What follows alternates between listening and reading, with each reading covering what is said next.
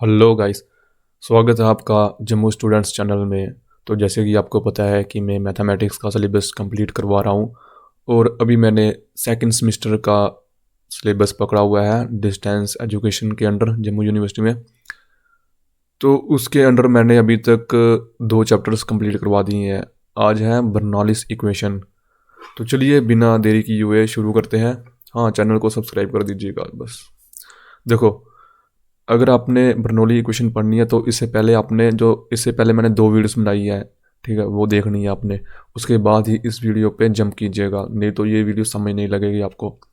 तो देखो, D Y upon D x plus P Y equal to Q और Y की पावर एन, इस फॉर्म में अगर आपको इक्वेशन दी हो, ठीक है, तो इसको बोलते हैं बर्नौलिस इक्वेशन। जो इससे पहले आपने वीडियो देखी थी लीनियर इक्वेशन की, उसमें वाई की पावर एन नहीं था, ठीक है, ये पार्ट नहीं था। लेकिन जहाँ पर भी आपको ये चीज़ एक्स्ट्रा दिखे, ठीक है, तो आपने ये मानना है कि ये बर्नौलिस इक्वेशन है, या फिर ये इक्वेशन वाई में है और ऐसी ही सेम इक्वेशन एक्स में भी हो सकती है। कैसे? D x upon d y plus p x equal to q फिर एक्स की पावर एन, इस हिसाब से। तो आपने ये समझना है कि ये बर्नौलिस इक्वेशन है। तो इसको सॉल्व कैसे करना है, अगर इससे पहले वाली आपने वीडियो नहीं देखी है तो मैं फिर से बोल रहा हूँ, उसको आप देख लीजिए, ठीक है। तो चलिए हम क्वेश्चंस के साथ शुरू करते हैं कि इस टाइप की इक्वेशन को कैसे सॉल्व करना है।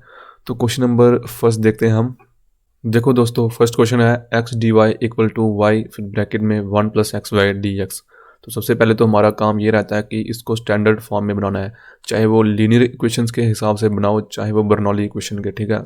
फिर उसके बाद ही हमें पता लगेगा कि ये लीनियर इक्वेशन है या फिर बर्नौली है। तो चलिए पहले d Y upon D x देखते हैं। अगर उस हिसाब से हमारा थोड़ा क्वेश्चन निकल रहा है तो ठीक है, नहीं तो d x upon d y हम बनाएंगे। तो यहाँ पर मैं डी वाई अपॉन, ये यहाँ से डी एक्स नीचे आ गया, d x equal to y plus x y square, ठीक है। वाई को मैंने मल्टीप्लाई किया पहले इसके साथ फिर इसके साथ, देन ये डिवाइड हो रहा है एक्स के साथ, तो एक्स डिवाइड बाई एक्स, तो एक्स के साथ एक एक्स कैंसिल हो गया। तो जो हमारा इक्वेशन बना वो है d Y upon D x. तो इस पार्ट को हम दूसरी तरफ ले जाते हैं, minus y upon x equal to y square. तो ये हमारी इक्वेशन बनी है। देखो यहाँ पर जो p है वो क्या है, -1/x, और जो हमारा q है q1 आ गया, और y यानी वाई स्क्वेयर। तो ये रिजेंबल कर रही है बर्नौली इक्वेशन की तरह, ठीक है। तो हमने इसको पहले स्टैंडर्ड फॉर्म में बनाना है, फिर अभी सॉल्व कैसे करना है, ठीक है। यहाँ से आपने ध्यान से देखना है इसको सॉल्व कैसे करना है। जो भी आपका वाई एन होगा, ठीक है, जो भी वाई एन होगा, वाई की पावर स्क्वेयर हो, 4 हो, 3 हो, जितनी भी पावर हो, वो आपने डिवाइड कर देनी है होल इक्वेशन के साथ। तो हम करेंगे, यहाँ पर आ जाएगा y की power -2 d Y upon D x हो गया, ठीक है, माइनस। देखो जब इसकी पावर यहाँ पर 2 आएगी ना नीचे, तो 1 - 2 हो गया, यानी कि -1 आ गया पावर, ठीक है। ये डिवाइड करना है, फिर नीचे x आ गया इक्वल टू 1 हो गया इधर, ठीक है। पूरी होल इक्वेशन को हमने क्या किया, वाई स्क्वेयर के साथ डिवाइड कर दिया। देखो अभी आपने क्या करना है, आपने कोशिश करनी है कि जो आपका ये वाला पार्ट है, ठीक है, यहाँ पर माइनस नहीं हो, यहाँ पर पॉजिटिव में हो। तो आप क्या कर सकते हो, इस पूरी होल इक्वेशन को माइनस के साथ मल्टीप्लाई कर सकते हो, ठीक है। -1 इधर से भी और इस साइड भी, पूरी होल इक्वेशन को -1 के साथ, तो कोई डिफरेंस नहीं होगा। तो हम इसको लिख सकते हैं -y की power -2 d Y upon D x plus y की power -1 upon x equal to 1 -1, ठीक है। देखो अभी तक हमने क्या किया है, पहले इस इक्वेशन को स्टैंडर्ड फॉर्म में बनाया है जो कि इस तरीके से आएगी। फिर हमने देखा कि यहाँ पर वाई स्क्वेयर था, कि ये बर्नौली इक्वेशन थी, यहाँ से हमें पता लग गया। फिर हमने पूरी इक्वेशन को वाई स्क्वेयर के साथ डिवाइड कर दिया, तो ये वाई की पावर -2 होगी, यहाँ वाई की पावर -1 होगी। फिर हमने क्या देखा कि जो ये नेगेटिव साइन है, ये इस पोर्शन के साथ हमारा नहीं आना चाहिए। तो हम इस साइन को हटाने के लिए पूरी होल इक्वेशन को -1 के साथ मल्टीप्लाई कर देंगे, तो हमारी इक्वेशन कुछ इस तरह से आ जाएगी। फिर इसके बाद हमने क्या करना है, जो y में पावर होगी जितनी भी होगी, ठीक है, उसको उठाना है हमने, y -1 equal to z put कर देना है। फिर इसके बाद हमने y की पावर -1 इक्वल टू z को डिफ्रेंशिएट करना है। देखो -1 पहले आ गया, फिर y की पावर -2 हो गया, फिर d Y upon D x, ठीक है। ये याद रखना है विद रिस्पेक्ट टू हमने x करना है, equal to d z upon D x आ गया। तो ये चीज़ देखो, ये पूरी इक्वेशन ना ऑटोमेटिकली जो ये आपका होगा ना फर्स्ट पार्ट होगा उसके जैसी आ जाएगी।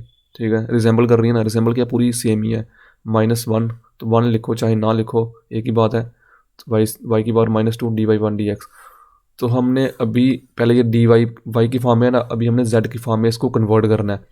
तो इस पोर्शन को हम लिख सकते हैं D z upon D x. देखो प्लस हो गया, प्लस क्या आएगा z। ठीक है, वाई की पावर -1 क्या थी z, तो हमने z लिखा, अपॉन लिखा हमने x इक्वल टू -1। तो अभी ये जो आपकी इक्वेशन आई है ये लीनियर इक्वेशन है। ठीक है, हमने बर्नौली इक्वेशन से इसको लीनियर इक्वेशन में कन्वर्ट कर दिया है। एंड लीनियर इक्वेशन को कैसे सॉल्व करना है वो तो मैंने आपको वीडियो नंबर 2 में बताया है, बिल्कुल एक्सप्लेन किया है। उसमें मैंने 18 क्वेश्चन करवाए थे टोटल। तो चलिए करते हैं। तो इसमें हमने सबसे पहले P एंड Q को ढूंढना होता है। तो P आपका आ गया 1/x और आपका Q आ गया -1। तो चलिए हम पहले इंटीग्रेटिंग फैक्टर निकालते हैं। अब इंटीग्रेटिंग फैक्टर होता है e की power integral P dx and हमारा P 1/x है और dx क्या होगा, देखो e की पावर 1/x dx, तो ये होता है log। तो e की पावर log x, e के साथ log कैंसिल, तो हमारा इंटीग्रेटिंग फैक्टर क्या आया x। और ये क्वेश्चन z में है तो हम जो इसका सोल्यूशन आएगा वो z इंटू इंटीग्रेटिंग फैक्टर यानी कि x equal to integral q। -1 है तो माइनस हम बाहर निकाल लेंगे और हमारा इंटीग्रेटिंग फैक्टर आ गया x dx प्लस c। तो ये देखो x की इंटीग्रेशन क्या होती है x²/2, तो -x²/2 हो गया प्लस c हो गया इधर से इक्वल टू x, और z हमारा था y की पावर -1। तो ये हमारा आंसर आ गया। ठीक है, इसको हम लिख सकते हैं x upon y equal to -x²/2 plus c। तो चलिए बुक के साथ हम मैच करते हैं इसको। लेकिन दोस्तों जो बुक में आंसर दिया है वो उन्होंने क्या किया है कि जो ये y है उसको हम इसने मल्टीप्लाई कर दिया है दोनों के साथ। ठीक है, तो जो बुक में आंसर है equal to -1/2 x² y plus cy, कुछ इस तरीके से आपका आंसर है। देखो बिल्कुल सेम ही है, बस इसने y को मल्टीप्लाई कर दिया है। तो अगर आप इधर तक भी छोड़ के आते हो तो आपको नंबर फुल मिलेंगे। अभी हम क्वेश्चन नंबर 2 करते हैं। तो दोस्तों क्वेश्चन है हमारा 1+x², फिर उसके बाद मल्टीप्लाई में या dy/dx -4x² cos² y plus x sin 2y equal to 0। तो फर्स्ट हमारा जो काम रहता है वो होता है इसको स्टैंडर्ड फॉर्म में कन्वर्ट करना। तो चलिए करते हैं हम। तो इसमें हम क्या करेंगे 1+x² के साथ पूरी होल इक्वेशन को डिवाइड कर देंगे एंड इस पार्ट को हम दूसरी तरफ लिख लेंगे। तो ये आएगा dy/dx इक्वल टू देखो 4x² cos² y एंड ये माइनस साइन x है, x साइन 2y है ना, तो चलो 2y लिख लेते हैं हम पहले। देन इसके बाद डिवाइड करेंगे 1+x² और 1+x² को सेपरेटली।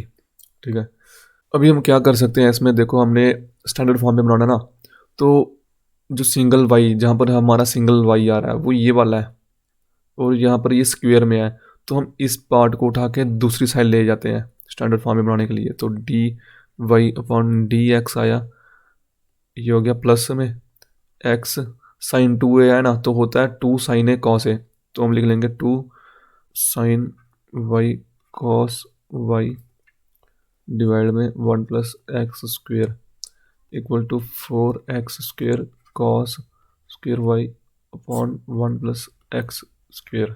देखो इसके बाद हमने क्या करना है, जहाँ तो हम y के साथ डिवाइड करते हैं या फिर कोई y का फंक्शन हो, देखो ये cos² y है ना, तो इसके साथ हम पूरी इक्वेशन को डिवाइड कर देंगे। तो ये आएगा आपका, देखो 1/cos क्या होता है sec, तो यहाँ पर आप लिख सकते हो sec² y dy/dx प्लस में 2x sin y cos y divide में 1+x², फिर ये cos² y equal to 4x² upon 1+x², cos के साथ एक पावर कैंसिल हो गई और sin y cos हो गया आपका tan। तो पूरी इक्वेशन को आप फिर से एक बार रीराइट कर लीजिए, sec² y dy/dx plus 2x tan y upon 1+x²। Equal to 4x² upon 1 plus x²। Then इसके बाद अपने क्या करना होता है, पहला एक स्टेप आपने कर दिया कि डिवाइड किया आपने जो इस तरफ आपका y था उसके साथ। उसके बाद का ये होता है कि जो इधर आपकी y बनता है, ठीक है, जितनी भी पावर हो उसको आपने z के साथ इक्वेट करना होता है। tan y equal to z हो गया। देन इसको आपने डिफ्रेंशिएट करना है, तो इसकी डिफ्रेंशिएशन आती है sec² y dy upon dx। याद रखना विद रिस्पेक्ट टू आपने x करना होती है, तो ये बना dz अपॉन dx। तो यहाँ से आपने ये वैल्यू इक्वल आ गई, तो dz अपॉन dx आपने इधर लिख देना है, क्योंकि हमने लीनियर इक्वेशन में इसको कन्वर्ट करना है, तो उसके लिए हमने dz अपॉन dx लिखना है। तो dz अपॉन dx प्लस हो गया 2x। यहाँ से आप z क्या था tan y, तो tan y की जगह आप z लिख लीजिए upon 1 plus x² equal to 4x² upon 1 plus x²। देखो ये अब आपकी लीनियर इक्वेशन में कन्वर्ट हो गई है, तो इसमें आपने p और q ढूंढना है। p और q, p आ गया आपका 2x upon 1 plus x² and आपका q आ गया 4x² अपॉन 1 प्लस x²। और यहाँ से आपका integrating factor equal to e फिर p d x and now p d x क्या आएगा इक्वल टू आपका 2x अपॉन 1 प्लस x²। देखो यहाँ पर आपने 1 प्लस x² को t पुट करना है, देन उसकी जो डिफ्रेंशिएशन होगी वो 2x आएगी। तो इसको हम लिख सकते हैं ऐसे t अपॉन dt, ठीक है, उल्टे में। तो इसकी जो इंटीग्रेशन होगी वो होगी log t। तो इस पूरे का आंसर आएगा log 1 plus x²। Then p d x को आपने इधर पुट कर देना है, तो आपकी इंटीग्रेटिंग फैक्टर क्या आएगा, देखो log के साथ e कैंसिल हो जाएगा, तो मैं डायरेक्टली लिख रहा हूँ 1 प्लस x²।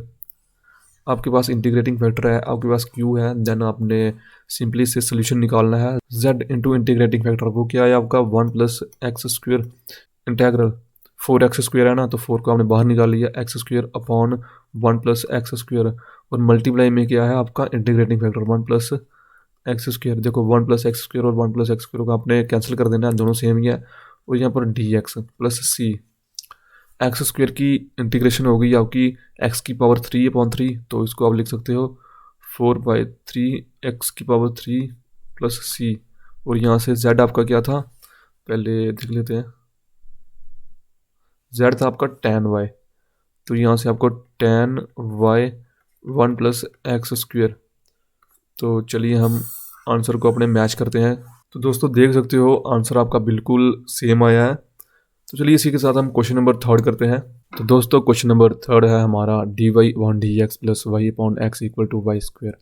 तो ये स्टैंडर्ड बर्नौली इक्वेशन है, इसको हमने लीनियर इक्वेशन में कन्वर्ट करना है। तो सबसे पहले हम क्या करेंगे, y² के साथ पूरी इक्वेशन को हम डिवाइड कर देंगे, तो हमारा आंसर आएगा y की power -2 dy upon dx plus y की पावर ये -1 हो जाएगी पावर, देखो 1 -2 हो जाएगा ना, तो -1 हो जाएगी अपॉन x इक्वल टू 1 हो गया। देन आपने क्या करना है, जो y होगा और उसके साथ जो पावर होगी इक्वल टू z इक्वेट करना है। y की power -1 equal to z equate किया, और फिर यहाँ से आपने डिफ्रेंशिएशन करनी होती है y की पावर जितनी भी हो इक्वल टू z, तो ये आ जाएगा -1 y की पावर -2 और फिर इसके बाद dy upon dx equal to dz upon dx। तो यहाँ से आपने इस चीज़ को उठाना है, ठीक है, यहाँ पर माइनस जो होगा वो दूसरी तरफ चला जाएगा, यानी कि y की power -2 dy upon dx equal to minus dz upon dx हो गया। तो ये वैल्यू आपने यहाँ पर पुट करनी है, तो ये बन जाएगा आपका -dz upon dx plus y की पावर -1 की जगह आपका z आ गया अपॉन x इक्वल टू 1। इसके बाद आपने क्या करना है, इसके साथ आपने माइनस नहीं रखना होता, क्योंकि जो स्टैंडर्ड फॉर्म होती है वो क्या होती है, इसके साथ नेगेटिव नहीं आता है, इसके साथ आ सकता है। Then dz upon dx minus z upon x equal to -1। एक बात आपने याद रखनी है, जैसे मैंने पहले बोला था ना कि इस टर्म के साथ आपका माइनस नहीं आना चाहिए, वो कब नहीं आना चाहिए, जब आपने इसको z के साथ इक्वेट करना हो। देखो वो था जब यहाँ पर आपने इक्वेट करना हो, ठीक है, इसके साथ फिर पॉजिटिव आपने रखना होता है, लेकिन ये आगे जाके है, ठीक है, जब आपने सोल्यूशन निकालना था तो इसके साथ आपने नेगेटिव नहीं रखना है। ये दो चीज़ें आपने, शायद आपको समझ लग रही हो। देखो, पहले मैंने बोला था कि इसके साथ नेगेटिव नहीं होना चाहिए, चाहे इसके साथ आ जाए। वो कब था? जब आप इक्वेशन स्टार्ट कर रहे हो, जब आप वाई की पावर जितनी भी हो उसके साथ जेड इक्वेट कर रहे हो, ये तब की बात है। लेकिन जब आप D z upon D x तक आ जाते हो तो इसके साथ नेगेटिव नहीं आता है, चाहे दूसरी टर्म के साथ नेगेटिव आ जाए। बस इतनी सी बात है। इसके बाद आपने वही अपना इंटीग्रेटिंग फैक्टर निकालना है। वो कैसे निकालना है? आई एफ इक्वल टू ई की power integral P d x, और डी पी के आपका पी है आपका यहाँ पर -1/x, ठीक है। और इसके बाद आपने क्या करना है? देखो, -1/x होना, तो चलो निकाल ही लेते हैं। इंटेग्रल -1/x डी एक्स, इसका आएगा log x माइनस में, और ये आ जाएगा log x की पावर -1, ठीक है। जो माइनस है वो अंदर चला गया। देन यहाँ पर आपने पुट करना है e log x की पावर -1, e के साथ log कैंसिल, इंटीग्रेटिंग फैक्टर आपका 1/x, ठीक है, x की पावर -1। तो ये आपका इंटीग्रेटिंग फैक्टर आ गया। अभी आपके पास q भी है, q क्या आपका -1, और ये आपका इंटीग्रेटिंग फैक्टर है 1/x। तो सिंपली से आपने वैल्यूज़ को पुट कर देना है। z upon x equal to integral, देखो माइनस आपका बाहर निकल गया और ये आ गया 1, देन इसके बाद 1/x डी एक्स प्लस सी, वही सेम लॉग आ जाएगा इसका। तो log x माइनस में प्लस सी, देन इसके बाद है z/x इक्वल टू, तो z की जगह आपने जो z आपने लिया था उसकी वैल्यू पुट कर देनी है, वो जो कि है y की पावर -1। तो यानी कि 1/xy equal to minus log x plus c हो जाएगा। तो यहाँ तक आपका आंसर निकल जा रहा है। देखो, जो बुक में दिया है वो डिफरेंट कैसे आ रहा है, आपने एक बात को समझना है। चाहे आप इसको सी लिखो, चाहे आप log c लिखो, ये तो कांस्टेंट ऑफ इंटीग्रेशन ही है ना। तो अगर आप log c लिख देते हो इसकी जगह तो कोई ज़्यादा डिफरेंस नहीं आएगा, क्योंकि एट द एंड ये एक कांस्टेंट है। तो log लिख दो, तो यहाँ पर log कर दो, यहाँ पर log कर दो, तो -log x plus log c। तो इसका क्या बन जाएगा आपका? log माइनस में क्या है? x है ना, तो x को नीचे लिखना है, c को ऊपर लिखना है, 1/xy। और जब ये xy इसके साथ मल्टीप्लाई हो रहा है तो ये क्या आएगा? log c/x xy equal to 1 आ गया। तो इतना सा आपका आंसर है। तो चलिए अभी नेक्स्ट क्वेश्चन की तरफ मूव करते हैं। क्वेश्चन नंबर 4 क्वेश्चन है dy upon D x equal to x³ y³ -xy। तो हम इसमें क्या करेंगे? सबसे पहले जो हमारा xy है, देखो y की पावर 1 है। अगर स्टैंडर्ड फॉर्म हमने बनानी हो, चाहे वो बर्नौली हो चाहे वो लीनियर हो, तो उसमें क्या होता है? जो y की पावर 1 होती है वो इस साइड इसके साथ होता है। तो हम वही करेंगे, dy upon D x, minus है ना दूसरी साइड, तो इस साइड आके प्लस हो जाएगा, plus xy equal to x³ y³। अभी हमें यहाँ पर देखने को मिल रहा है कि ये एक बर्नौली इक्वेशन है। तो हम इसको क्या करेंगे? देखो, ये y³ है ना, यानी कि y की पावर में कुछ आ रहा है, तो यानी ये बर्नौली इक्वेशन होगी। तो हम पूरी होल इक्वेशन को y की पावर q के साथ डिवाइड कर देंगे। तो हमारी इक्वेशन कुछ इस तरह से बन जाएगी, y की power -3 dy upon D x plus x। देखो y की इधर ऑलरेडी है, अब जब नीचे होगा तो ये y की पावर 3 है ना, तो टोटल मिला के y की पावर -2 हो जाएगी इक्वल टू x³। अभी क्या करना होता है हमने, जो x के साथ होता है, ठीक है, जो भी y होता है, y की पावर जितनी भी हो, तो उसको हमने z के साथ इक्वेट करना है, y की power -2 equal to z। Then इसकी डिफ्रेंशिएशन करनी है, -2y इसकी पावर आ गई -3, फिर dy upon D x equal to d z upon D x. Then हमने क्या करना होता है, जो यहाँ पर होती है ना y की पावर, उसको बनाने की कोशिश करनी होती है यहाँ से। तो हम क्या करेंगे, y की power -3 dy upon D x को एक तरफ लिखेंगे इक्वल टू -1/2। यहाँ पर 2 मल्टीप्लाई में है, यहाँ पर डिवाइड में हो जाएगा, तो इसके साथ D z upon D x हो जाएगा।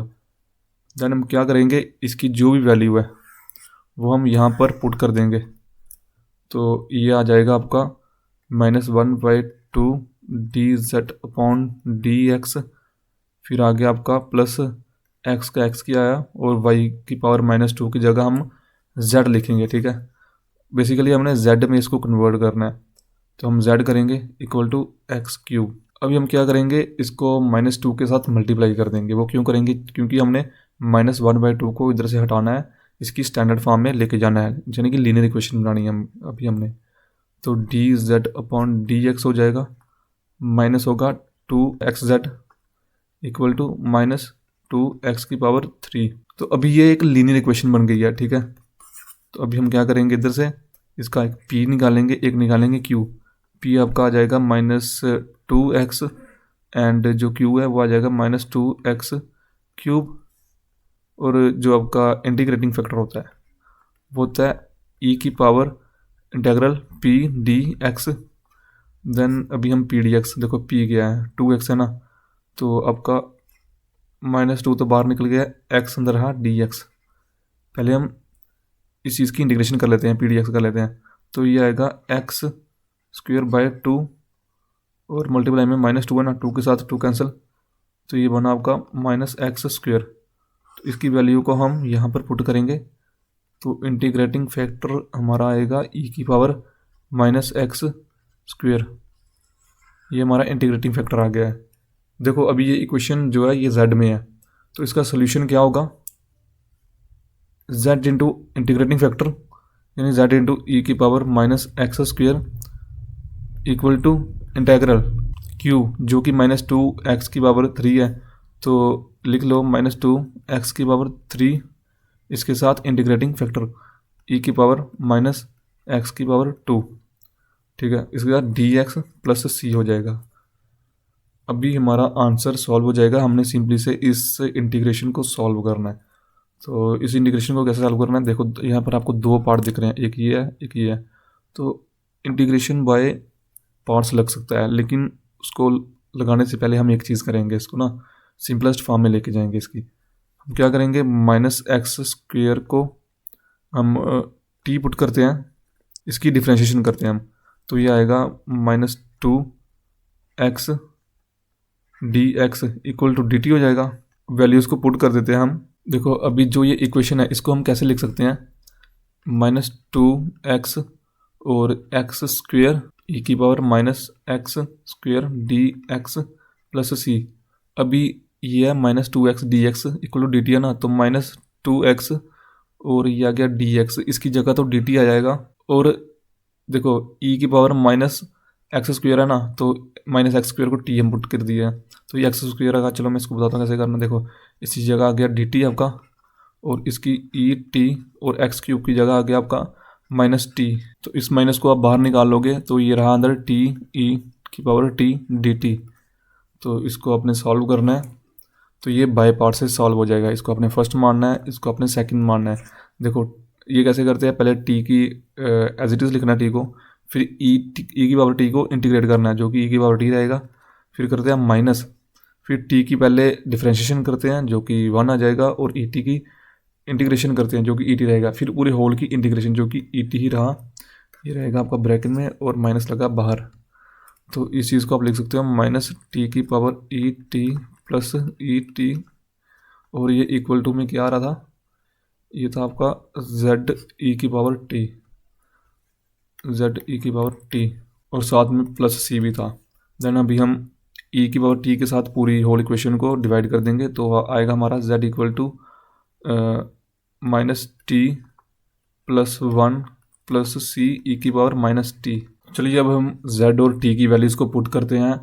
तो z हमने किसको पुट किया था पहले, तो z था हमारा y⁻−2, तो ये आ गया आपका y⁻−2 इक्वल टू -t। तो t हमारा क्या था उसके अकॉर्डिंग हम -t देख लेंगे।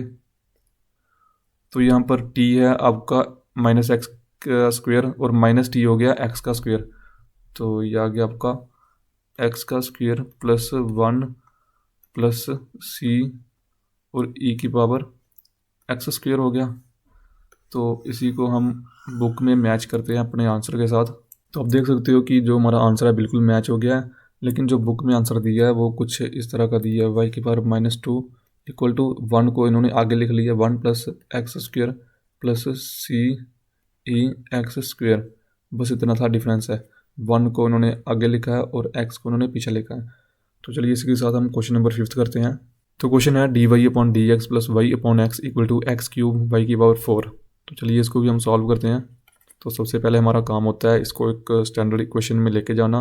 तो हम पूरी इक्वेशन को देखो सामने आपको दिख रहा है ये एक बर्नौली इक्वेशन है, क्योंकि यहाँ पर y की पावर ज़्यादा पावर में है, ठीक है, y n है और यहाँ पर y की पावर 1 है।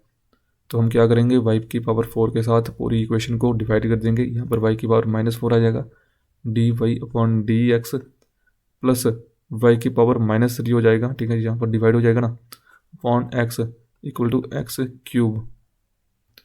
अभी सेकंड हमारा काम रहता है, जो y की पावर यहाँ पर होती है उसको हमने, देखो यहाँ पर पॉजिटिव है, अगर नेगेटिव हो तो हमने पॉजिटिव बनाना होता है।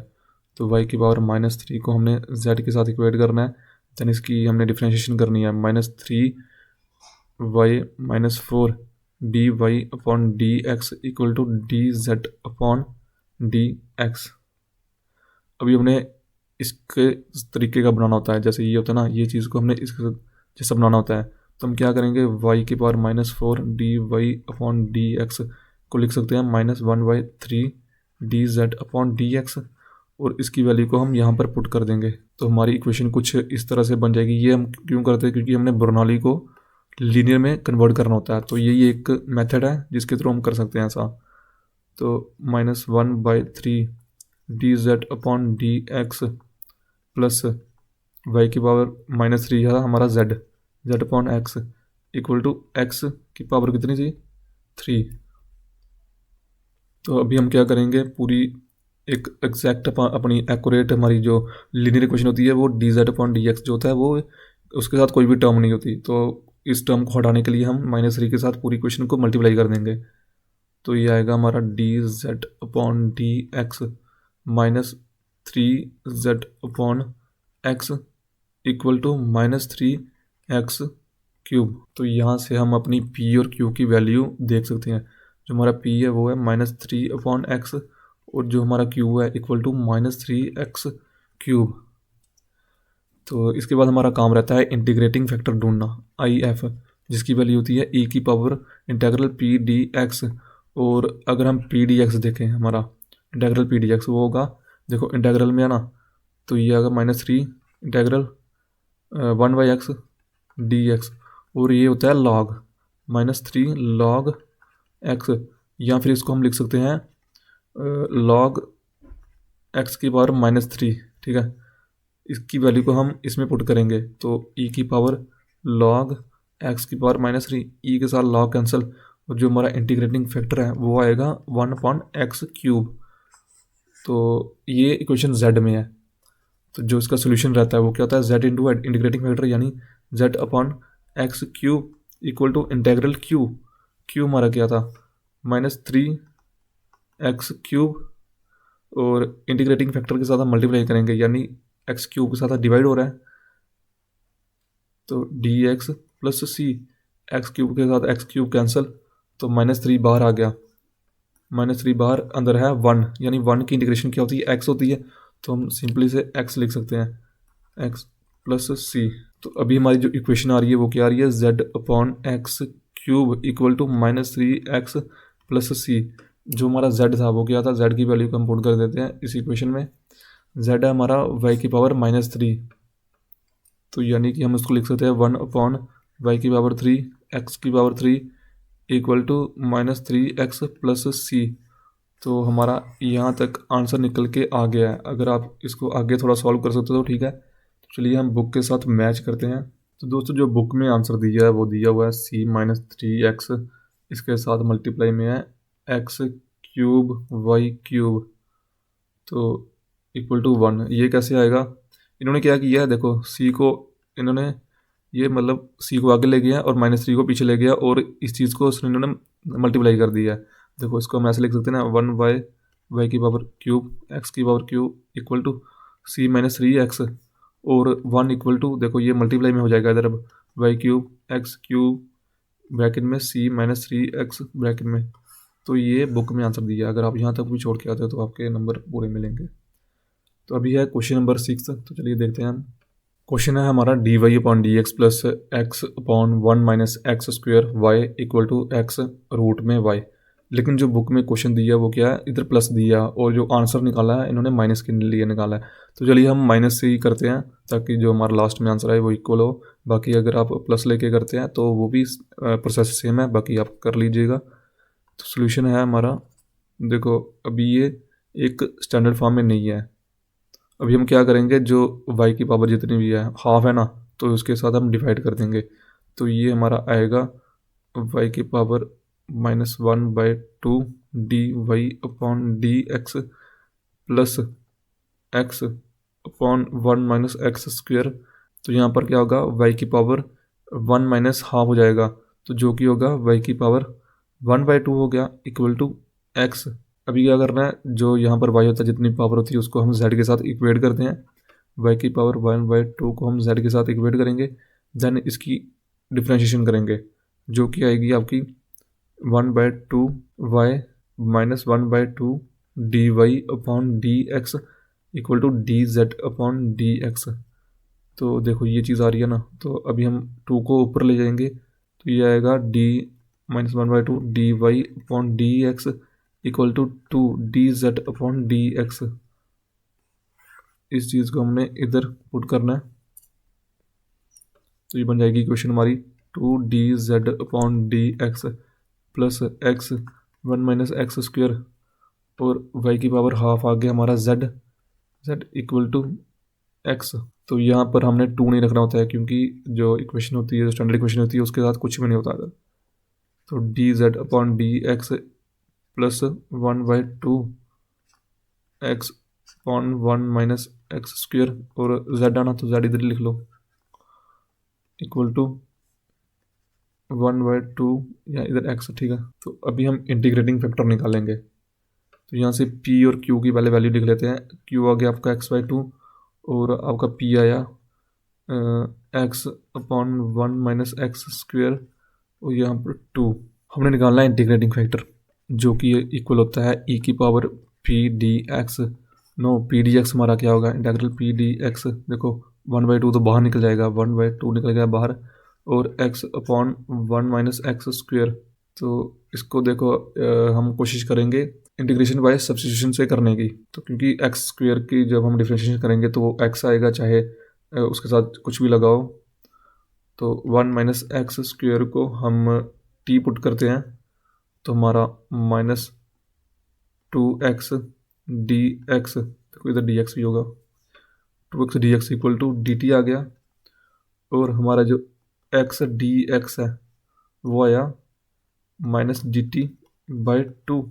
तो इस वैल्यू को हम इधर पुट करेंगे एंड इस वैल्यू को हम इधर पुट करेंगे इस x डी एक्स की जगह। तो हमारा जो आंसर आएगा वो आएगा -1/4 dt/t। तो ये बनेगा आपका -1/4 log t, या फिर हम इसको लिख सकते हैं log t की पावर -1/4। ये आपका आ गया pdx को अपने इधर पुट करना है, तो e log t की पावर -1/4, e के साथ log कैंसिल हो गया, इंटीग्रेटिंग फैक्टर आ गया हमारा t की पावर -4। तो t हमारा क्या था, t हमारा था 1 - x², तो 1 - x² की पावर -1/4। ये एक चीज़ हमारी निकल गई इंटीग्रेटिंग फैक्टर। हमारे पास q भी है। अभी हम एक इक्वेशन सॉल्व करेंगे, तो सोल्यूशन क्या निकलता है, ये z में आना, z इंटू इंटीग्रेटिंग फैक्टर जो कि है 1 - x² की power -1/4 equal to integral q। तो q है हमारा x/2, तो 1/2 को हम बाहर ही लिख लेते हैं x, और 1 - x² की पावर -1/4, ये हमारा इंटीग्रेटिंग फैक्टर, इसके साथ dx प्लस c। तो इधर भी हम सेम ही करेंगे, 1 - x² को हम t पुट करते हैं, -2x dx equal to dt आ गया, और x dx equal to -dt/2 आ गया। तो x dx, ये x है और ये dx है, इसकी जगह हम -dt/2 लिखेंगे, और हमारा 1 - x² की जगह हम t लिखेंगे।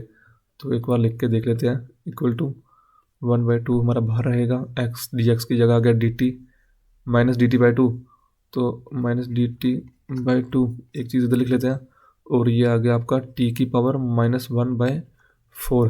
तो -1/2 को हम बाहर निकाल लेते हैं, ये आ जाएगा हमारा -1/4, और ये रहा आपका t की पावर -1/4 dt। तो इसके आपने सिंपल अलजेब्रिकली जो इसकी इंटीग्रेशन होती है वो करनी है। तो वो क्या होती है, ये करेंगे हम -1/4, ये होगी t की पावर -1/4 प्लस 1 अपॉन -1/4 प्लस 1। तो ये बनेगा आपका t की पावर 3/4 डिवाइडेड बाई 3/4 -1/4, ये ब्रैकेट में आ जाएगा। तो ये 4 और ये 4 कैंसिल हो जाएगा, तो इसका जो आंसर होगा वो होगा -1/3, ये 3 नीचे आ गया, ठीक है। t हमारा क्या है 1 - x², तो 1 - x² की पावर 3/4 इक्वल टू क्या था z into 1 - x², z into 1 - x² की पावर -1/4। तो z हमारा क्या है, पहले z की वैल्यू लिख लेते हैं हम। z है हमारा √y, आंसर आएगा √y ब्रैकेट में 1 - x² की पावर -1/4 इक्वल टू -1/3, फिर ब्रैकेट में 1 - x² की पावर 3/4। तो इसके साथ c भी था, तो हमने c भी लिख देना पूरी जगह जहाँ जहाँ तक हमने क्वेश्चन लिखा है। तो अभी हम क्या करेंगे 1 - x² की पावर -1/4 के साथ हम पूरी क्वेश्चन को डिवाइड कर देंगे, और हम क्या कर सकते हैं 3 को हम इधर ले जाएंगे, तो हमारा आंसर आएगा 3√y equal to minus bracket में 1 - x² 3/4 इसकी पावर, ये देखो डिवाइड में जाएगा ना, तो ये पावर माइनस में है, ऊपर जाके प्लस में हो जाएगी, प्लस 1/4 और प्लस 3c, फिर ये ब्रैकेट में 1 - x की पावर 2 कि ये 1/4 हो जाएगा, क्योंकि ये डिवाइड में था, जब ये ऊपर जाएगा तो इसकी पावर पॉजिटिव में हो जाएगी। तो इसका आंसर आएगा -1 - x², देखो 3/4 प्लस 1/4 हो गया 1, तो लिखने की ज़रूरत नहीं है, प्लस 3c 1 - x² की पावर 1/4 और 3√y। तो इसको हम पॉजिटिव बनाने के लिए, देखो नेगेटिव है ना, इसको हम इस तरफ ले जाएंगे ताकि ये पॉजिटिव हो जाए, तो 3√y प्लस ब्रैकेट में 1 - x² इक्वल टू 3c और 1 - x² की पावर 1/4। तो ये हमारा आंसर आ रहा है। तो चलिए हम बुक के साथ मैच करते हैं इसका आंसर। तो जो हमारा बुक में आंसर है उधर क्या दिया है 1 - x² को उन्होंने आगे लिखा है और y√3 को दूसरी तरफ लिखा है, ठीक है, ये ठीक है जहाँ तक। इक्वल टू देखो हमारा 3c आ रहा है, इनका c आ रहा है, बाकी देखते हैं हम 1 - x² की पावर 1/4, ठीक है। देखो हमारा 3c क्यों आ रहा है और इनका c क्यों आ रहा है, इन्होंने जब क्वेश्चन स्टार्ट किया था तो जो कांस्टेंट की वैल्यू थी वो ये c/3 ले रहे थे, ठीक है, लेकिन मैंने c लिया तो उसकी वजह से हम जो मेरा 3c आ रहा है। अगर आप c डैश लेते हो स्टार्टिंग में, या अब 3c को c डैश कर सकते हो और यहाँ पर पुट कर सकते हो एट द एंड, 3 भी एक कांस्टेंट ही है और c भी कांस्टेंट ही है, तो इनकी वैल्यूज तो चेंज होगी नहीं, तो इसलिए ये हमारा आंसर आ रहा है। बाकी ये हमारा आंसर एक्यूरेट है बिल्कुल। चलिए अभी क्वेश्चन नंबर 7 करते हैं हम। देखो क्वेश्चन नंबर 7 है dy/dx ब्रैकेट में x³ y की power 3 plus xy equal to 1। सबसे पहले हमारा काम रहता है इसको एक स्टैंडर्ड इक्वेशन में लेके जाना, तो हम सोल्यूशन करेंगे dy/dx इक्वल टू, इसको हम डिवाइड कर देंगे दूसरी तरफ इस पार्ट को, इक्वल टू 1/x² y की पावर क्यूब प्लस xy, ठीक है। अभी हम क्या करेंगे इसको रेसिप्रोकल कर देंगे, क्योंकि ये दो पार्ट नीचे आ रहा है, अगर मैं ऊपर ले जाऊँ तो मैं इक्वेशन को सॉल्व कर सकता हूँ इजीली। तो dx/dy आ जाएगा equal to x² y cube plus xy हो गया। अब मैं क्या करूँगा, जिसके साथ एक सिंगल x लगा है, अभी ये इक्वेशन है x में है, ये आपने ध्यान देना है, ठीक है। जहाँ पर ये जो p और x होगा, p और q होगा, इसकी वैल्यूज चेंज हो जाएगी। अब ये dx में है, तो हमने x की सिंगल पावर को देखना है, पहले हम y की सिंगल पावर को देख रहे थे ना, तो जहाँ पर x की सिंगल पावर होगी हम दूसरी तरफ ले जाएंगे, तो इसको हम लिख लेंगे dx/dy minus xy equal to x² y cube. अभी हम क्या करेंगे, इस पूरी इक्वेशन को x² के साथ डिवाइड कर देंगे, तो ये आएगा हमारा x की पावर -2 dx/dy माइनस ये आएगा आपका x की पावर 1 माइनस 2 हो गया -1 और y का y रहेगा इक्वल टू यहाँ पर y की पावर 3 आ जाएगी। अभी जैसे मैंने पहले बताया था आपको, यहाँ पर माइनस नहीं आना चाहिए, तो हम पूरी इक्वेशन को माइनस के साथ मल्टीप्लाई करेंगे तो ये आएगा माइनस एक्स की power -2 d x upon d y, फिर ये आया प्लस एक्स की power -1 y equal to -y³। फिर हमने क्या करना होता है, जो y के साथ लगा, पहले हम x के साथ देख रहे थे ना, अभी हम जो y के साथ हो, जितनी भी x की पावर हो उसको हमने z के साथ इक्वेट करना है। तो x -1 इक्वल टू z हो गया। देन इसकी हमने डिफ्रेंशिएशन करनी है विद रिस्पेक्ट टू y। ठीक है, पूरा इक्वेशन उल्टा चल रहा है अभी। तो -1 आगे आया, फिर x की पावर -2 हुआ और d x upon d y equal to d z upon d y हो जाएगा। इसको हम ऐसे भी लिख सकते हैं, देखो 1 हो या ना हो एक ही बराबर है, तो हम -1 की जगह माइनस लिखेंगे, 1 को हम हटा देंगे। तो ये देखो, ये पूरी इक्वेशन जो है यहाँ पर आपने इसको सब्स्टिट्यूट करना है, यानी इसकी जगह आपने ये लिख देना है। तो d z upon d y आ गया प्लस जेड वाई, एक्स की पावर -1 की जगह आप जेड लिख सकते हो, इक्वल टू -y³। अभी इसके बाद ये एक लीनियर इक्वेशन है, ठीक है, आपने बर्नौली इक्वेशन से लीनियर इक्वेशन में कन्वर्ट कर दिया है। तो हम p आ गया y और q आ गया हमारा -y³। अभी हमें इंटीग्रेटिंग फैक्टर निकालना है, जो होगा हमारा e की पावर क्या p d, अभी dx आएगा कि dy, अभी आएगा dy, क्योंकि ये जो p है ये y में है। और ये बनेगा, देखो यहाँ से हमने पहले p dy की वैल्यू निकाल ही लेते हैं। p dy इंटेग्रल में p हमारा क्या है y, dy इंटेग्रल में ये क्या होगा y की पावर 2 डिवाइडेड बाई 2। तो इसको हमने इधर पुट करना है, तो इंटीग्रेटिंग फैक्टर आया हमारा e की पावर y²/2। अभी हमारे पास इंटीग्रेटिंग फैक्टर भी है, हमारे पास q भी है, और देखो ये q है। तो अभी हम इक्वेशन हमारी z में है, तो z इंटू इंटीग्रेटिंग फैक्टर यानी z इंटू ई की power y²/2 equal to integral q। तो q है -y³, फिर e की पावर y²/2 प्लस c। तो इसको हमने सॉल्व करना है। तो ये जो इक्वेशन होगी पहले हम इसमें लगाएंगे इंटीग्रेशन बाय सब्स्टिट्यूशन, देन इसके बाद हम लगाएंगे इंटीग्रेशन बाय पार्ट्स। तो सब्स्टिट्यूशन कैसे लगाना है, हम क्या करेंगे, y²/2 इक्वल टू हम t पुट करेंगे। जितने भी इस टाइप के क्वेश्चन हो गया, तो जो e के ऊपर पावर होगी ना उसको ही हमने t पुट किया है मैक्सिमम टाइम। तो जिसकी डिफ्रेंशिएशन होगी वो होगी, देखो 1/2 पहली बार आ गया, तो ये आ गया 2y dy equal to dt हो गया, तो 2 के साथ 2 cancel, y dy equal to dt आ गया। दो चीज़ें यहाँ से आपकी निकल के आ गई। तो यहाँ से y² की जो वैल्यू होगी y² इक्वल टू 2t हो गया। देखो अभी हमने इसको क्या करना है, इसको स्प्लिट करना है y की पावर 3 को। तो हम क्या करेंगे, इंटेग्रल y² लिख सकते हैं और y को y रहने देंगे, फिर इसके बाद e की पावर y²/2 लिख सकते हैं, और dy, इधर भी dy था, प्लस c, और y dy की जगह हम क्या लिख सकते हैं, dt। तो इसको हम dt लिखेंगे। देन e की पावर यहाँ पर हम t लिखेंगे, क्योंकि y²/2 हमारा t है, और y² क्या होगा हमारा 2t।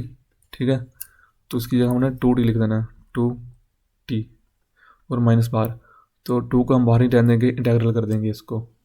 अभी हम यहाँ पर क्या लगा सकते हैं, इंटीग्रेशन बाय पार्ट्स। तो जो हमारा साथ में चल रहा है वो है z की पावर e t हो जाएगा। ठीक है, क्योंकि z की पावर y²/2 था, तो y²/2 हमने t पुट किया, तो हम 1 रखेंगे इसको और 2 रखेंगे इसको। तो इसकी जो इंटीग्रेशन होती है -2 को हम बाहर रखेंगे, प्लस c भी है, तो इस चीज़ की हम करते हैं इंटीग्रेशन। तो ये आती है t e t minus e T. ठीक है, पहले ही हमने क्वेश्चन किया है, कैसे आ रही है वो तो मैंने उधर बताया हुआ है, प्लस c कर देंगे। देन हम z की वैल्यू को पुट कर देंगे, z था हमारा x की power -1 e t equal to -2, फिर t e t minus e t plus c। Then इसके बाद हम क्या करेंगे, देखो ये x को हम दूसरी तरफ भेज देंगे, तो ये आएगा ई टी इक्वल टू -2, या फिर हम ऐसा करें माइनस को हम अंदर मल्टीप्लाई कर देते हैं, तो ये हो जाएगा e की power t minus T E T, और ये आ जाए 2x प्लस सी, और सी के साथ भी एक्स आएगा क्योंकि देखो पूरी इक्वेशन के साथ मल्टीप्लाई होगा ना सी एक्स।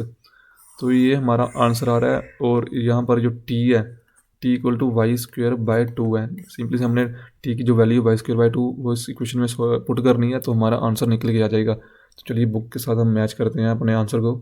तो बुक वालों ने इनसे थोड़ा ज़्यादा सॉल्व किया है, उन्होंने यहाँ पर टी की वैल्यू पुट कर दी है जो कि है वाई स्क्वेयर बाय 2। तो चलिए हम भी थोड़ा सा ज़्यादा सॉल्व कर लेते हैं। इक्वल टू 2x, और यहाँ पर ई की पावर टी माइनस टी का लिखा है इन्होंने वाई स्क्वेयर बाय 2 ई की पावर टी प्लस सी एक्स ई की पावर टी। ये भी सेम रखा है, ये भी सेम रखा है, लेकिन इन्होंने इसके ये इक्वेशन को सॉल्व किया है। ई की पावर टी भी बाहर निकल जाएगा और 2 को हम अंदर भेज देंगे, तो ये आएगा हमारा एक्स ई टी, फिर ये आ जाएगा 2 माइनस 2/2 हो गया कैंसिल क्योंकि ये 2 ऊपर होगा, एक 2 नीचे भी है। तो वाई स्क्वेयर प्लस सी एक्स ई टी इक्वल, तो अभी देखते हैं हम। तो अभी हमारा जो आंसर है वो बिल्कुल सेम आ रहा है, एक्स ई टी। ठीक है, एक्स इन्होंने पहले लिखा है, ई टी बाद में लिखा है, 2 माइनस वाई स्क्वेयर आ गया equal to e t, where t equal to वही चीज़ जो मैंने लिखी है। तो इसी के साथ आपका क्वेश्चन नंबर 7 भी हो गया। अभी आगे है क्वेश्चन नंबर 8। तो क्वेश्चन नंबर 8 है d Y upon D x equal to 2y tan x plus y square tan square x. तो पहले इसको हमने स्टैंडर्ड इक्वेशन में बनाना है।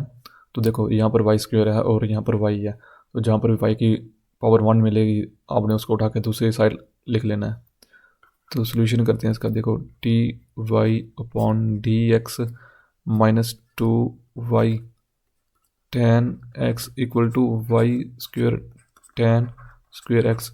देन हमने क्या करना है, देखो ये बर्नौली इक्वेशन है, ठीक है, ये बर्नौली इक्वेशन है। इसका जो सोल्यूशन कैसे निकालते हैं, जो भी y होगा ठीक है उसके साथ हम डिवाइड कर देंगे पूरी इक्वेशन को। तो y की पावर -2 आ गया, d Y upon D x आ गया -2y की पावर, देखो यहाँ पर 1 है यहाँ पर 2 है, तो 1 माइनस 2 कितनी हुई -1 tan x equal to tan square x हो गया। देन हमने क्या कर देखना होता है कि यहाँ पर नेगेटिव नहीं होने चाहिए, तो हम क्या करेंगे पूरी इक्वेशन के साथ -1 मल्टीप्लाई कर देंगे। तो ये बनेगी इक्वेशन -y की power -2 d Y upon D x plus देखो 2y की power -1 tan x equal to -tan square x हो गया। अभी हम क्या करते हैं, जो भी y होता है ठीक है, y की जितनी पावर होती है उसके साथ हम z को इक्वेट कर देते हैं। y की पावर -1 इक्वल टू z आ गया। देन जो इसकी डिफरेंशिएशन होगी -1, तो -1 का माइनस लिखेंगे, 1 लिखो या नहीं लिखो एक ही बात है। y की power -2 d Y upon D x equal to d z upon D x हो जाएगा। अभी देखो ये पार्ट और ये पार्ट इक्वल है, तो इसकी जगह हम D Z by D x लिख लेंगे क्योंकि हमने जेड में इसको कन्वर्ट करना है, तो हमारी लीनियर इक्वेशन बन जाएगी। तो d z upon D x plus 2 y का इन्वर्स यानी वाई की बार -1 वो था z tan x equal to minus tan square x. ये जो इक्वेशन है ये लीनियर इक्वेशन है, ठीक है, हमने बर्नौली से लीनियर में कन्वर्ट कर दी है। तो लीनियर इक्वेशन कैसे सॉल्व करनी है उसके लिए पहले इंटीग्रेटिंग फैक्टर हमारे पास होना चाहिए। तो इंटीग्रेटिंग फैक्टर होता है हमारा ए की पावर पी डी एक्स। हम पी डी एक्स देखते हैं क्या है, पी डी एक्स, पी है हमारा 2 tan x, तो 2 integral tan x D x, ठीक है। तो tan x की इंटीग्रेशन होती है log sec x, तो ये 2 बाहर है तो इसको हम लिख सकते हैं log sec स्क्वेयर एक्स। तो इसकी वैल्यू उठा के हमने इधर रख देनी है, तो ई log sec स्क्वेयर एक्स, ई के साथ log कैंसिल, इंटीग्रेटिंग फैक्टर हमारा आ गया sec स्क्वेयर एक्स। हमारे पास इंटीग्रेटिंग फैक्टर भी है, हमारे पास क्यू भी है, और ये इक्वेशन z में है, तो इसका जो सोल्यूशन होगा वो क्या होगा, z इंटू इंटीग्रेटिंग फैक्टर यानी sec square x equal to integral q हमारा क्या है -tan स्क्वेयर एक्स है ना, तो माइनस लिखेंगे बाहर tan स्क्वेयर एक्स और इसका integrating factor sec square x d x plus c हो जाएगा।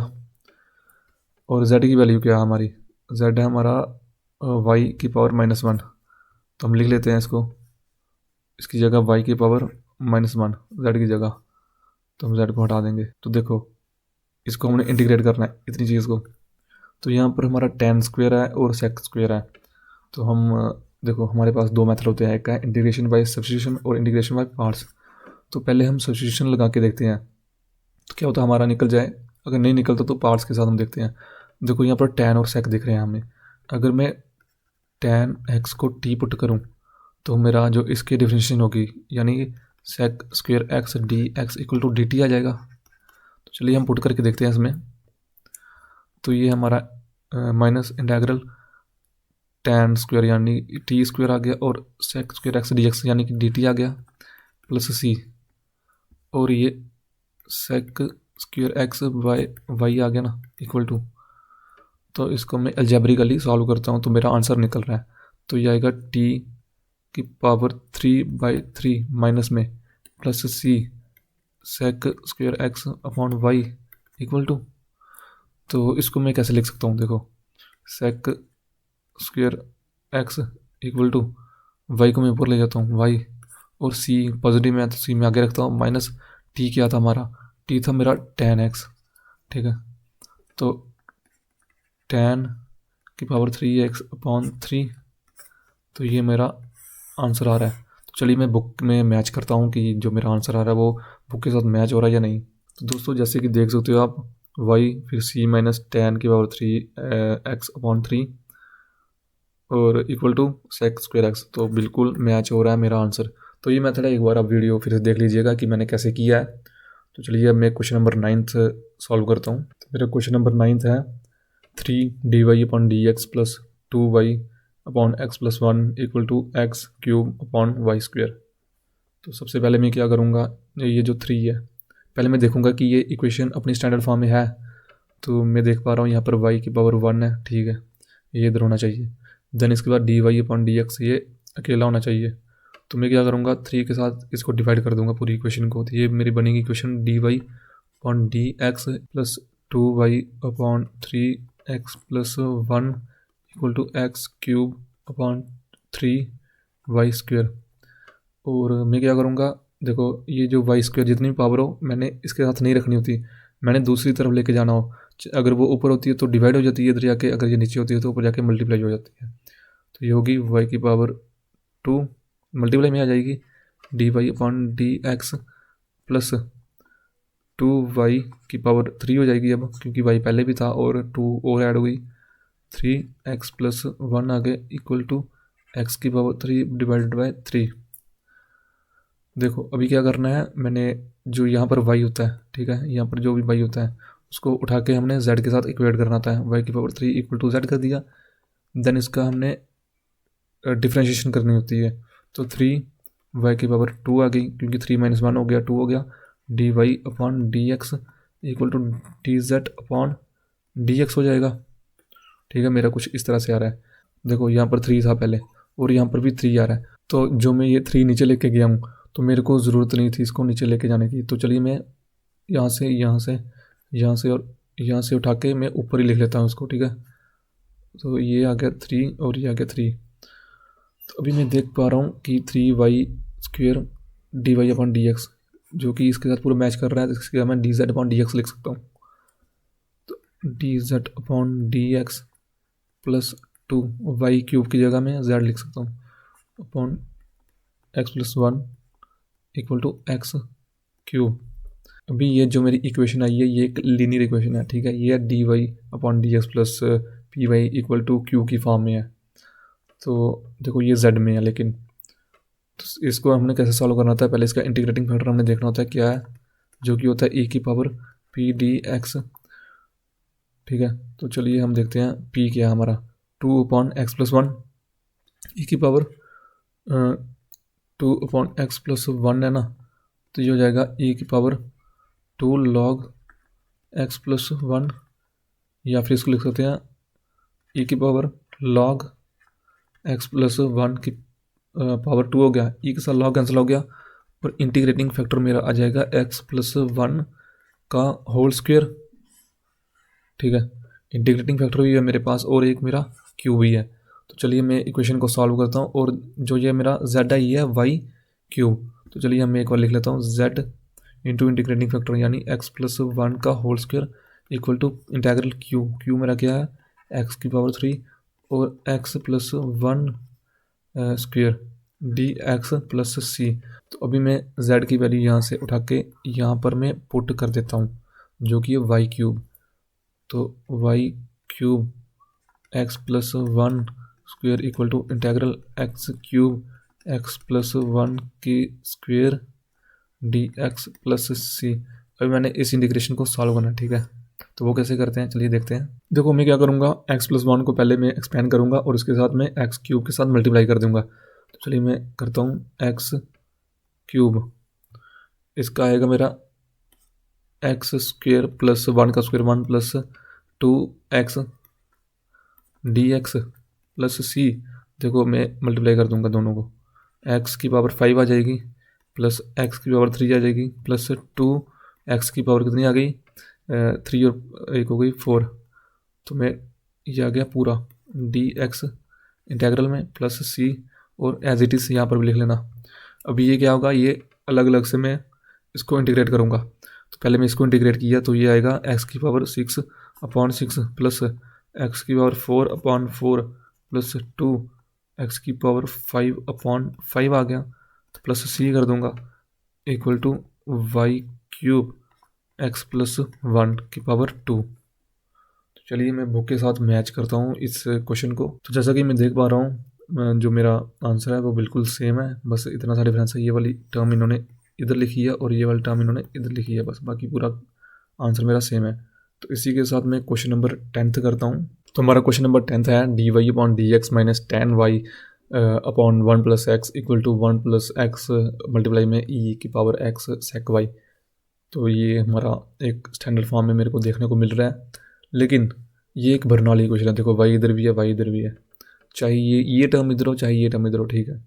और मैं क्या कर सकता हूँ, इसको पहले मैं सेक वाई के साथ, देखो वाई वाली टर्म इधर सेक वाई है तो सेक वाई के साथ मैं डिवाइड करूँगा। तो वन अपॉन सेक मेरा होता है कॉस, तो इधर लिखूँगा cos y d Y upon D x minus, तो मैं पहले क्या करूँगा one upon one plus x को एज इट इज़ लिखूँगा। टेन का होता है sine y upon cos y, और ये सेक वाला ऊपर जाके कॉस हो गया ना, तो मल्टीप्लाई में cos y equal to one plus x और ई की पावर एक्स। तो सेक वाई तो उधर चला गया, देखो कॉस वाई के साथ कॉस वाई कैंसिल हो गया। अभी मैं मेथड के अकॉर्डिंग क्या करूँगा, देखो यहाँ पर नेगेटिव है ना, तो मैं नेगेटिव को हटाऊँगा इधर से। तो मैं क्या कर सकता हूँ, ये minus cos y d Y upon D x करूँगा, प्लस कर दूँगा मैं sine y upon one plus x equal to minus हो जाएगा इधर वन प्लस एक्स और मल्टीप्लाई में ई की पावर एक्स। अभी मैं क्या करूँगा, देखो यहाँ पर मैंने जो भी वाई में टर्म हो, यहाँ पर साइन वाई है उसको उठा के जेड के साथ इक्वेट करना होता है, sine y equal to z, और इसकी जो डिफ्रेंशिएशन होगी cos y d Y upon D x equal to d z upon D x आ जाएगा।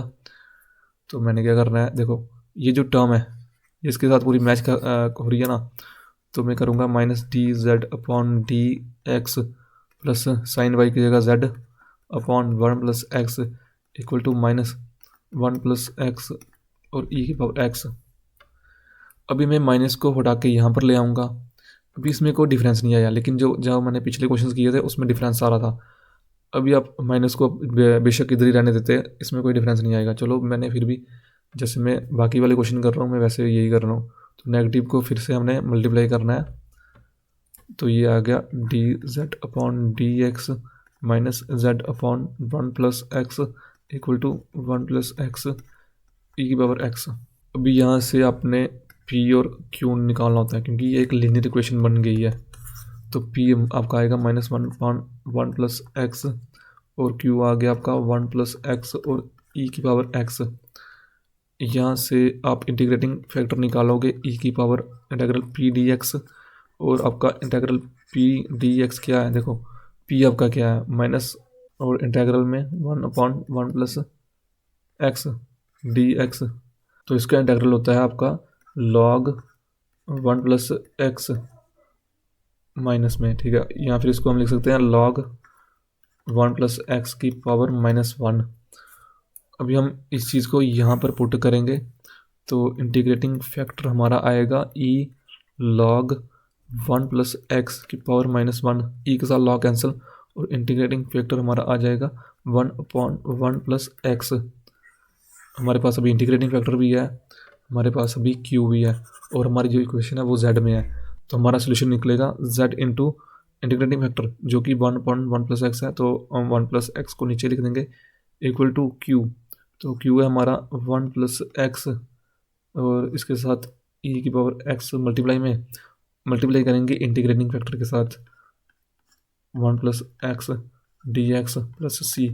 1 + x के साथ 1 + x कैंसिल हो जाएगा, और ex की इंटीग्रेशन ex ही आएगी, तो ex लिख देना प्लस c। और z हमारा क्या था,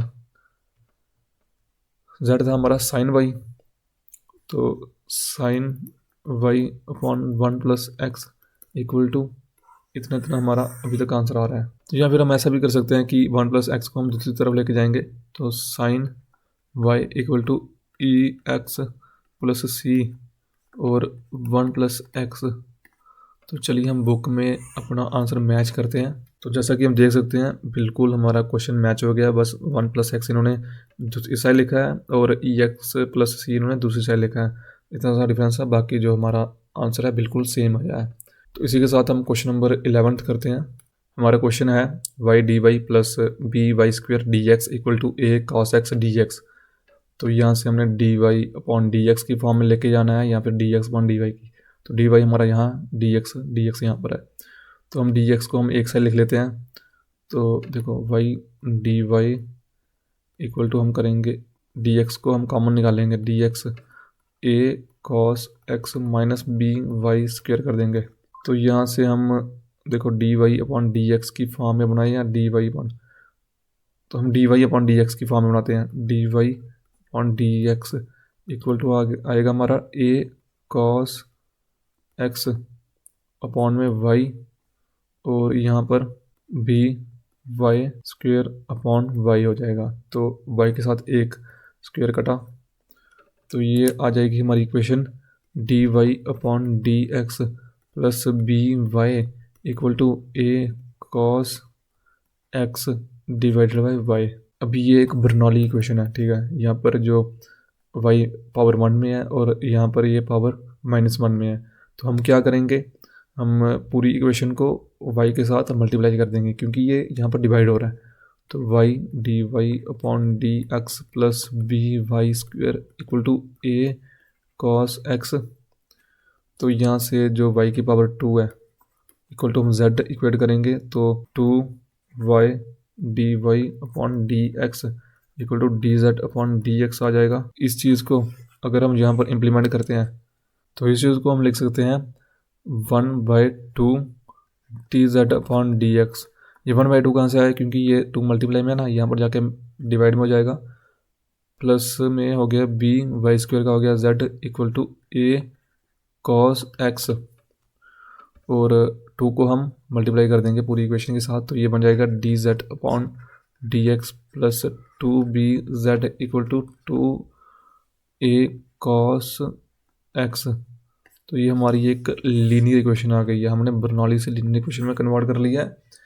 अभी हम क्या करेंगे, यहाँ से इंटीग्रेटिंग फैक्टर और p और q देखते हैं। तो हमारा जो p है वो आएगा 2b, और जो q है वो आएगा हमारा 2a cos x। तो जो हमारा इंटीग्रेटिंग फैक्टर होगा वो होगा हमारा e की पावर p dx, p हमारा 2b है, तो जो हमारी इंटीग्रेशन होगी, जो हमारा इंटीग्रेटिंग फैक्टर होगा वो होगा e की पावर 2bx हो जाएगा। सिंपली से हमारे पास इंटीग्रेटिंग फैक्टर भी है और हमारे पास एक q भी है, तो और साथ में हमारी इक्वेशन जो z में है, तो इसका जो आंसर आएगा वो होगा z इंटू इंटीग्रेटिंग फैक्टर यानी e की power 2bx equal to integral 2a बाहर निकल गया क्योंकि ये कांस्टेंट है cos x, ठीक है, मल्टीप्लाई होगा ये e की power 2bx dx plus c। अभी हमने क्या करना है, इस चीज़ को इंटीग्रेट करना है, ठीक है। तो इसको हमने स्पेसिफिक अलग से लिख लेता हूँ मैं, तो इंटेग्रल cos x फिर e की पावर 2bx dx। तो चलिए मैं सॉल्व करता हूँ, और जो भी मेरा आंसर आएगा देन मैं आंसर को इधर पुट करूँगा और देखूँगा कि मेरा पूरी जो इक्वेशन है उसका सोल्यूशन क्या निकलता है। पहले हम cos x को एज इट इज़ रहने दूंगा, देखो बाय पार्ट्स करूँगा मैं, इसको फर्स्ट पार्ट मानूंगा सेकंड पार्ट मानूंगा, क्योंकि सब्स्टिट्यूशन से मेरा निकलेगा नहीं, अगर निकलता है तो देख लो बट मेरे हिसाब से नहीं निकल रहा है। सबसे पहले मैं cos x को cos x as it is रहने देता हूँ, cos x, और e की पावर 2bx को मैं इंटीग्रेट करता हूँ। e की पावर 2bx अपॉन में आ जाएगा अब ये 2b, ठीक है। और इसमें से हम माइनस करेंगे, फिर इंटीग्रेशन किसकी, ये cos की, तो ये होती है माइनस साइन x, और इंटीग्रेशन आ गई आपकी ई टू बी एक्स की, यानी ई की पावर 2bx अपॉन 2b आ गया, और इसका dx, ठीक है। देन आप क्या कर सकते हो, 2b को आप बाहर निकाल लो और माइनस माइनस प्लस हो जाएगा, तो इसको आप लिख सकते हो cos x ई की power 2bx upon 2b plus हो गया, ये इंटेग्रल आपका 1/2b बाहर आ गया, साइन x ई 2bx dx हो गया। तो इसको एक बार आप फिर से इंटीग्रेट कर दो, ठीक है, सेम मेथड से। तो साइन एक्स की इंटीग्रेशन क्या आ गई, पहले साइन एक्स को आपने एज इट इज़ रखना है, बाई पार्ट से करो, ये फर्स्ट पार्ट मानो, ये सेकंड पार्ट मानो, देखो बाकी एज इट इज़ रहेगा। और ये मैं ब्रैकेट लगा लेता हूँ, साइन एक्स का आपका साइन एक्स पहले एज इट इज़ आएगा, फिर ई की पावर 2bx की इंटीग्रेशन होगी, ई की पावर 2bx अपॉन 2b हो गया, फिर माइनस इंटेग्रल किसका, साइन एक्स की आपने डिफरेंशिएशन करनी है, जो कि cos x होगी, और आपने ई टू बी एक्स की इंटीग्रेशन करनी है, जो कि e to b x upon 2b होगी, और dx इसके साथ, ठीक है। देन ये ब्रैकेट क्लोज। तो आप क्या कर सकते हो, यहाँ पर भी 2b है, यहाँ पर भी 2b है, आप 2b को कॉमन बाहर निकाल लो, और ये भी था 2b आपका, तो 2b इंटू 2b हो गया 1/4b², तो 1/4b² हो गया, ये प्लस में cos x e to b x upon 2b हो गया, और ये अंदर क्या है, साइन x, फिर ये ई टू बी एक्स, और ये इंटेग्रल माइनस में cos x e to b d x. तो एक चीज़ आप नोट करेंगे कि जहाँ से आपने स्टार्ट किया था आप वहीं पर आ गए हैं, ठीक है। cos x ई की पावर 2bx और cos x ई की पावर 2bx। तो आप क्या करेंगे, ये जो इंटेग्रल है इसको और इसको आप एक तरफ ले जाइए, ठीक है, इसको उठा के आप दूसरी तरफ ले जाइए। तो उसको उठाने के लिए पहले आपने इस चीज़ को मल्टीप्लाई करना पड़ेगा अलग अलग के साथ। तो आप कर सकते हो +1/4b², ये साइन के साथ पहले कर लीजिए आप, साइन x ई की पावर 2bx, और माइनस में 1/4b² इंटेग्रल cos x ई की पावर 2bx dx, और cos x ई की power 2bx upon 2b equal to क्या था, ये सब आपका इंटेग्रल cos x ई की पावर 2bx dx। अभी आपका ये और ये इक्वल है, तो इसको हम दूसरी तरफ ले जाइए, तो ये हो जाएगा आपका integral cos x e bx dx, ये माइनस है, ये प्लस हो जाएगा इधर जाके, +1/4b² integral cos x e to b x dx equal to में अभी ये चीज़ रह गई इस साइड बस, ठीक है, माइनस इसके साथ चला गया है, तो cos x e to b x upon 2b plus sine x e to b x upon 4b²। तो यहाँ से मैंने इंटेग्रल को कॉमन ले लेना है, देखो integral cos x e to b x common मैंने निकाल लिया, यहाँ से मैंने उठाया 1 और यहाँ से मैंने उठाया +1/4b² इक्वल कर दिया मैंने। यहाँ से मैं एलसीएम ले लूँगा और एलसीएम मेरा आएगा 4b², ठीक है। तो यहाँ से मैं ई की पावर 2bx को मैं कॉमन पहले बाहर निकाल लेता हूँ, ई की पावर 2bx, और यहाँ पर मेरा आएगा, देखो यहाँ पर 2b है ना नीचे, और ये एलसीएम आया 4b², तो 4b² से मैं 2b को डिवाइड करूँगा, जो कि 2b आएगा, तो 2b cos x प्लस ये साइन x आ जाएगा। सिंपल एलसीएम का वो जो सिस्टम होता है वो किया मैंने।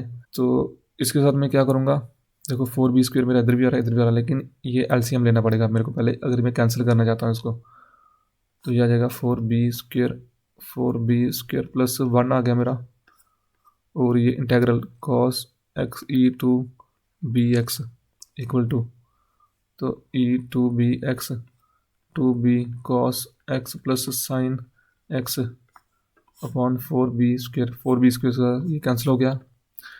देन जिसका हम आंसर देखना चाह रहे थे, जो कि था इंटेग्रल कॉस एक्स ई की power 2bx d x equal to, ये डिवाइड हो जाएगा ई की पावर 2bx, फिर ब्रैकेट में 2b cos x plus sine x, और डिवाइड में क्या आएगा 4b² प्लस 1।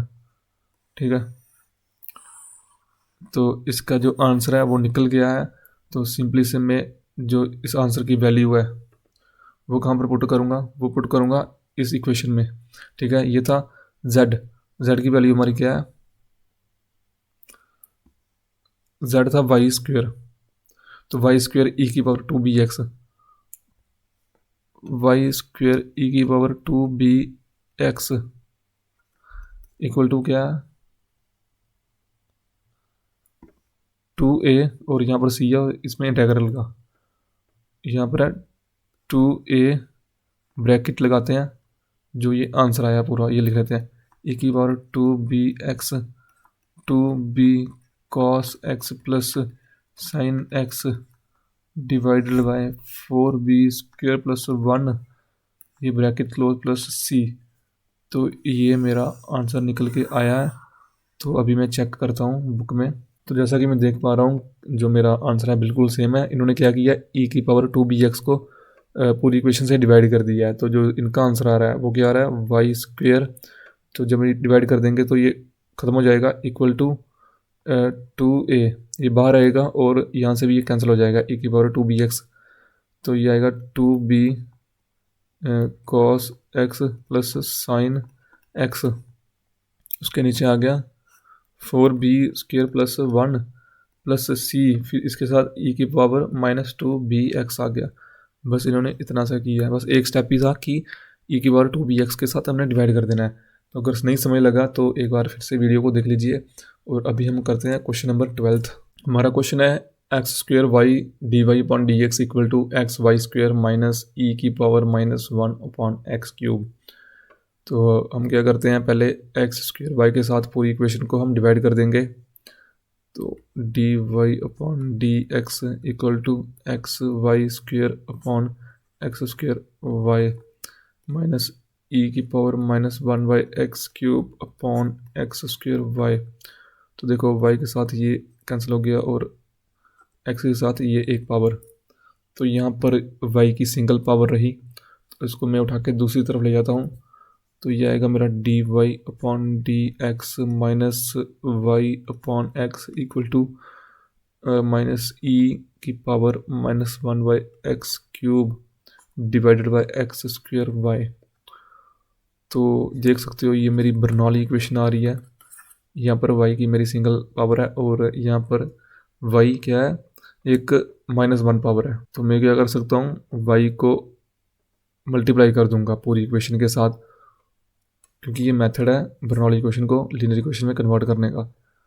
तो ये आ जाएगा आपका y dy/dx, फिर ये आएगा आपका -y²/x, ये आएगा आपका इक्वल टू माइनस ई की पावर -1/x³। जन हमने क्या करना होता है, इस इक्वेशन को यहाँ पर मैंने y² को z के साथ इक्वेट करना है, लेकिन कब, जब ये पॉजिटिव में हो। तो पॉजिटिव इसको बना दूंगा, इसको बना दूंगा, इसको मैं नेगेटिव कर दूंगा बस।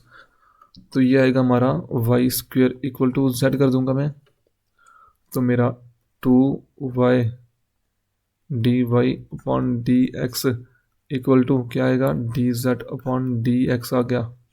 तो यहाँ से देख सकते हो y dy/dx को मैंने क्या लिख सकता हूँ मैं, y dy/dx equal to 1/2 dz/dx। तो मैं वैल्यू पुट कर दूंगा यहाँ पर, तो माइनस में 1/2 dz/dx plus z/x equal to ई की पावर -1/x³। तो अभी मैं -2 के साथ पूरी इक्वेशन को मल्टीप्लाई कर दूंगा, तो dz/dx -2 z/x x equal to -2e⁻−1/x³। अभी ये एक लीनियर इक्वेशन है, ठीक है, मैंने बर्नौली इक्वेशन से लीनियर इक्वेशन में कन्वर्ट कर दिया है। यहाँ पर मैंने p और q देखना क्या है, फिर उसके बाद इंटीग्रेटिंग फैक्टर देखते हैं हम। p आ गया हमारा -2/x एंड q आ गया -2e⁻−1/x³। यहाँ से मैं इंटीग्रेटिंग फैक्टर निकालने की कोशिश करता हूँ। इंटीग्रल p dx और मेरा p dx क्या आएगा, यह आया -2 1/x dx, ये हो गया log x, -2 log x, और इसको हम लिख सकते हैं log x⁻²। इस वैल्यू को मैं यहाँ पर पुट कर दूंगा, e⁻log x-2, e के साथ log कैंसिल हो गया। इंटीग्रेटिंग फैक्टर की मेरी वैल्यू आ गई 1/x²। अभी ये मेरी इक्वेशन z में है, मेरे पास q भी है, मेरे पास इंटीग्रेटिंग फैक्टर भी है, तो मैं इसका सोल्यूशन लिखूंगा z इंटू इंटीग्रेटिंग फैक्टर यानी z/x² equal to integral q यानी -2e⁻−1/x³। उसके बाद ये आया मेरा इंटीग्रेटिंग फैक्टर जो कि है 1/x² dx प्लस c। अभी z की वैल्यू क्या है, z मेरा y², तो मैं y² इसकी जगह लिख सकता हूँ, ठीक है, y²। z को मैं इधर से हटा दूंगा। बेसिकली एक और चीज़ हमारी चल रही थी, ये x², ठीक है, q में, तो यहाँ पर भी x² वो मैंने लिखा नहीं, ठीक है, और जहाँ पर भी q होगा ना वहाँ पर x² आएगा। तो ये था x² था ना, अपॉन x², इसके बाद भी तो होगा फिर, ठीक है। तो ये x² और x² x4 हो जाएगा, तो इसको लिख लेना बाद में। लेकिन जो मेन चीज़ है वो क्या है, मैं क्या करूँगा, -1/x³ को मैं t पुट करूँगा, क्योंकि ये इसको मैं at बनाना है। तो लेट करूँगा मैं -1/x³ को t, तो मेरा इसको मैं लिख सकता हूँ -x⁻³ इक्वल टू t। इसको मैं डिफ्रेंशिएट करूँगा, तो डिफ्रेंशिएट करने पर देखो माइनस है ना, तो -3 बाहर आएगा, तो माइनस माइनस प्लस हो जाएगा 3 की, फिर उसके बाद x⁻⁻4 हो जाएगा, dx इक्वल टू dt यानी dx अपॉन x⁻4 इक्वल टू dt/3 हो गया, ठीक है।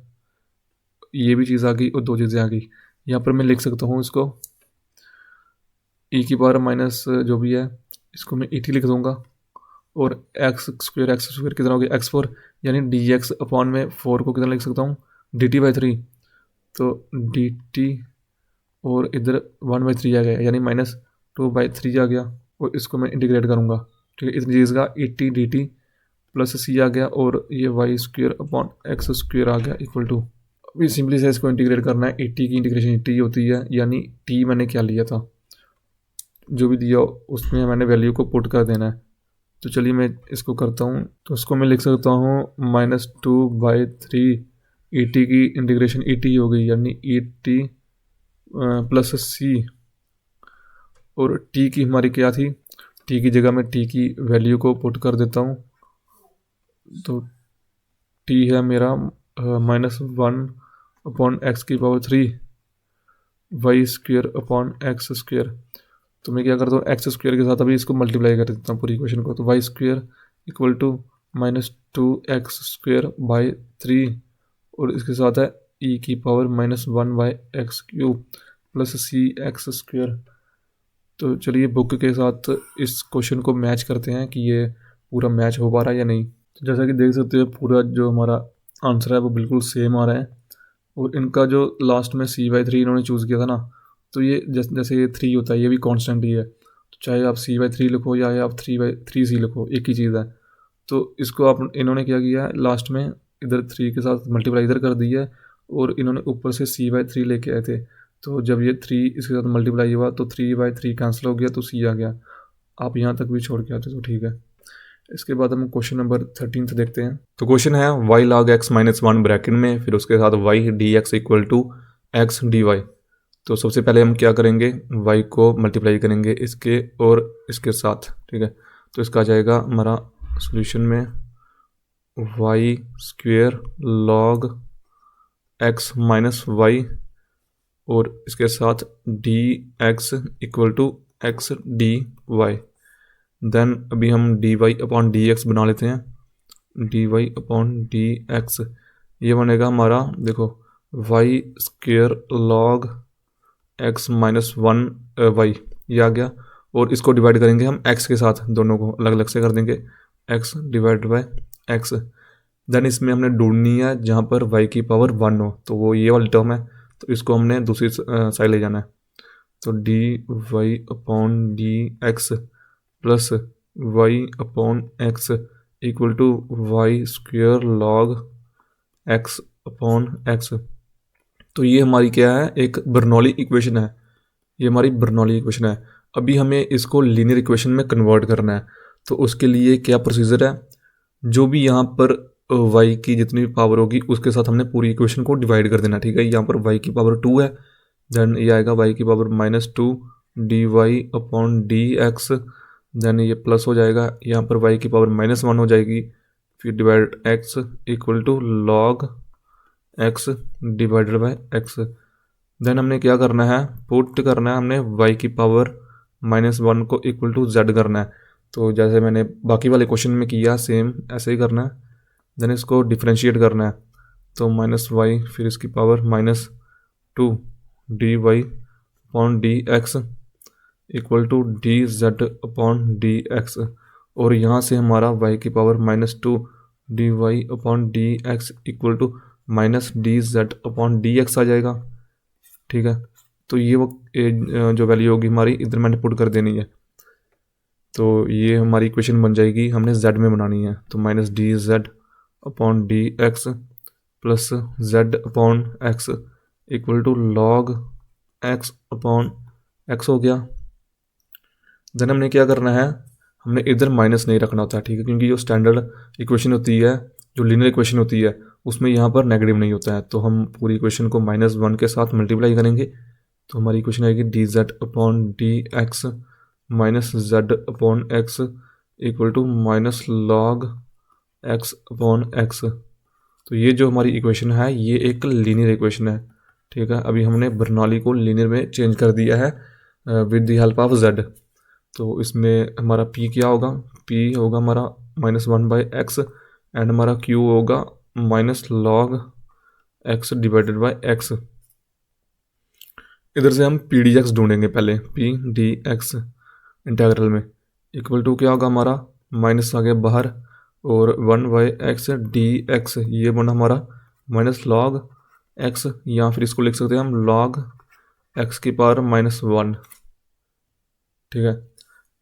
तो जब लीनियर इक्वेशन होती है ना, तो इसमें हमने इंटीग्रेटिंग फैक्टर ढूंढना होता है आई एफ, जो कि होता है e की power integral P d x. तो ये बन गया हमारा e की पावर log x की पावर -1, क्योंकि ये पी डी एक्स मैंने पहले ढूंढ लिया था, e के साथ log कैंसिल हो जाएगा, तो ये आएगा x की पावर -1 यानी कि 1/x। जो हमारा इंटीग्रेटिंग फैक्टर है ये आएगा 1/x। अभी हमारे पास इंटीग्रेटिंग फैक्टर भी है, हमारे पास q भी है और ये इक्वेशन z में है। तो हम इसका आंसर लिखते हैं, जो सोल्यूशन होगा इसका, तो वो होगा हमारा, देखो z इंटू इंटीग्रेटिंग फैक्टर यानी z/x आ गया इक्वल टू इंटेग्रल ये q, तो q क्या है -log x अपॉन x, तो माइनस हम बाहर रहने देंगे log x अपॉन x और मल्टीप्लाई में इंटीग्रेटिंग फैक्टर यानी 1/x, फिर इसके साथ dx प्लस c। देन हमारा z क्या था, y इनवर्स, तो यानी कि 1/xy आ जाएगा इसका equal to minus integral log x upon x square हो गया, ठीक है, x और x मल्टीप्लाई हो गया, फिर dx प्लस c। अभी हमने इस इंटेग्रल को सॉल्व करना है। देखो एक अगर मेथड हम सोचे बाय सब्स्टिट्यूशन, तो उसमें हम क्या कर सकते हैं, log x को अगर हम t पुट करते हैं तो हमारा ये 1/x इक्वल टू dt आता है, लेकिन यहाँ पर 1/x स्क्वेयर है, तो ये वाला मेथड हम नहीं लगा सकते। तो हम क्या करेंगे, देखो पहले मैं इसी इंटीग्रेशन को सॉल्व करता हूँ। log x जो बाय में एक्स स्क्वेयर है उसको मैं लिख दूंगा मल्टीप्लाई में x की पावर -2 इंटीग्रल में। पहले इसको सॉल्व करता हूँ, फिर उसकी जो वैल्यू आएगी वो यहाँ पर पुट कर दूंगा। तो इसको मैं बाय पार्ट्स से सॉल्व करूँगा, ठीक है, इंटीग्रेशन बाय पार्ट्स। इसको फर्स्ट फंक्शन मानूंगा, इसको सेकंड फंक्शन मानूंगा। तो इसको मैं लिख सकता हूँ, देखो log x को मैं एज इट इज़ रहने दूंगा और एक्स की पावर -2 को मैं इंटीग्रेट करूँगा, जो कि होगा एक्स की पावर -1 अपॉन -1 हो गया।